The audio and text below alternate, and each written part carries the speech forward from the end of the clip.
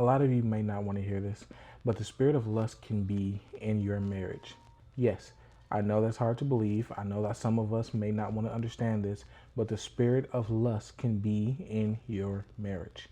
See, God has a certain way that He called His women to be. He wants them to be quiet, gentle, things like that. If you read this verse that I put on the screen, He's pretty much saying that He wants them to be adorned by their spirit, wants you to be adorned by their love, their deeds, their actions. But sometimes us as husbands, we will make them be adorned by their beauty, by their body, by their this and by their that. And I'm not saying that you shouldn't love your wife's body or your wife's this or your wife that, but I'm saying the spirit of lust make clothing. Now, I know that's hard for a lot of us to believe, but the devil makes clothing. Me and my wife been talking about this topic. We get a lot of hate on it, but the devil makes clothing. He makes leggings. He makes the tight, the bum shorts. He makes all of these different types of clothing specifically for the spirit of lust, because he wants the world to continue to lust.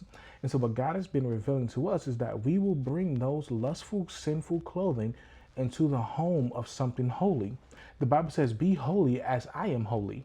So as what we do so much as husbands, and I take blame for it as a husband, because I know that I would go out and buy it for my wife just because I want to see her in these certain clothing. And I would dress her up like the world, and just to, to do stuff together. But God has revealed to me that that is not the way that He intends for His daughters of God to look, even at home. You must leave the world in the world, but leave your spirit in the kingdom of heaven. Your home should represent the kingdom of heaven. Are you going to bring those filthy clothes into the kingdom of heaven? No, you're not. And so I started to ask Him, Lord, okay, what type of clothing? And He said, it's this simple. Can she wear it to school? If you have a school with strict dress code policies, not some of these worldly schools that you see every day. If you go to a school like some of us did and they have strict dress codes, you can't wear leggings.